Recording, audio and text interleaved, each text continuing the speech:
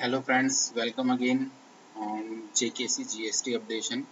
Uh, I wanted to inform you that government ने अभी 43rd GST council meeting में एक एमनेस्टी स्कीम लेकर आई है जिसमें कि वेवर ऑफ लेट फीस दिया गया है। उसी के रिगार्डिंग जीएसटी प्लेटफॉर्म पे जीएसटी का जो ऑफिशियल प्लेटफॉर्म है जीएसटी की साइट, उसके ऊपर एक नई मतलब एक नया क्लैरिफिकेशन या अमेंडमेंट या कुछ भी कह सकते हैं आप, ये एक इशू किया गया है गवर्नमेंट के द्वारा। ये कल की डेट में इशू किया गया है 5 जून 2021 को।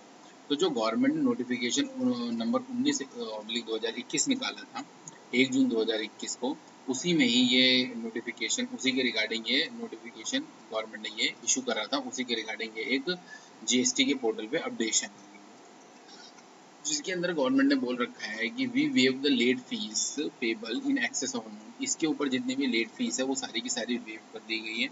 तो इसमें गवर्नमेंट ने स्पेसिफिकली बोल दिया है कि फॉर द रजिस्टर्ड पर्सन, जो जिन्होंने फेल हो गए हैं अपनी फर्निश रिटर्न करने में form GSTR 3B for the month या क्वार्टर जुलाई 2017 से लेकर के अप्रैल 2021 के ड्यू डेट तक। तो अगर जुलाई 2000 इसमें ये आप देख सकते हैं कि सीरियल नंबर 1 और 2 में बाइफरकेट कर दिया कि जुलाई 2017 से अप्रैल 2021 तक है। तो amount payable to central state tax payable to be the nil, किसके लिए निल होगा और किस amount payable to the central state और UT tax payable in the return. अगर रिटर्न में पेबल जो आ रहा था अगर वो निल है, मतलब आपका जो अमाउंट पेबल बन रहा है किसी भी मंथ में वो सब मंथ में निल अगर बन रहा है, और अगर आप अपनी रिटर्न फर्निश कर देते हैं 1 जून 2021 से लेकर के 31 अगस्त 2021 तक के बीच में, तो आपके ऊपर जो लेट फीस है वो लेट फीस जो 500 रुपये से ज़्यादा लगनी चाहिए इन excess of ₹500 less fees payable waived कर दी गई है 500 रुपये से ज़्यादा के लिए। और उसी तरह से अगर आप जुलाई 2017 से लेकर के अप्रैल 2021 तक अगर आपकी पेमेंट है और किसी मंथ में आपकी पेमेंट बनती है जिसके अंदर आपकी टैक्स लाइबिलिटी बन रही है, दोस्तों यहाँ पे नॉट निल या फिर पेबल इनका रिटर्न का मतलब ये समझ सकते हैं कि आप जो आउटपुट माइनस इनपुट करने के बाद जो आपका अमाउंट आता है, अगर वो निल आ रहा है मतलब जीरो आ रहा है या फिर जीरो जीरो नहीं आ रहा कुछ और आ रहा है, अमाउंट आपका पेबल बन रहा है, तो आपको वो अमाउंट तो पे करना ही है। और उसमें जो आपकी लेट फीस की जो रिटर्न की रिस्ट्रिक्शन लगा दी गई है वो लगा दी गई 1000 रुपये के लिए।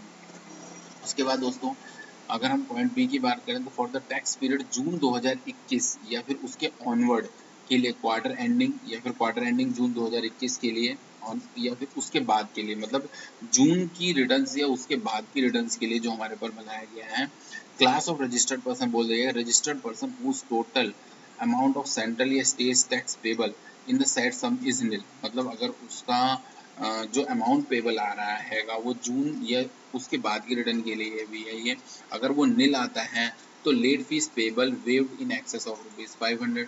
तो उसकी केस में भी जो 500 से ऊपर के लिए जो लेट फीस है वो वेव्ड कर दी गई है पूरी तरह से। उसका registered person having aggregate turnover of up to ₹1.5 crore है, और प्रीसीडिंग फाइनेंशियल ईयर का आपको देखना है ये, other than those covered in serial number 1। मतलब अगर पहले वाले में आप कवर हो गए हैं तो आपका 500 ही लगेगा मैक्सिमम। लेकिन अगर आपकी टर्नओवर जीरो से लेकर के 1.5 करोड़ तक है, अप टू 1.5 करोड़ तक है, तो मैक्सिमम जो लेट फीस की रिस्ट्रिक्शन कर दी गई वो कर दी गई है ₹2000। और उसका आता है tax payable having in aggregate turnover. अगर आपकी एग्रीगेट टर्नओवर जो है 1.5 करोड़ से ऊपर है बट आपकी 5 करोड़ तक है इन प्रीसीडिंग फाइनेंशियल ईयर के लिए देखना है, तो हमें फाइनेंशियल ईयर 2021 के लिए देखना है इन सारी सिचुएशन में।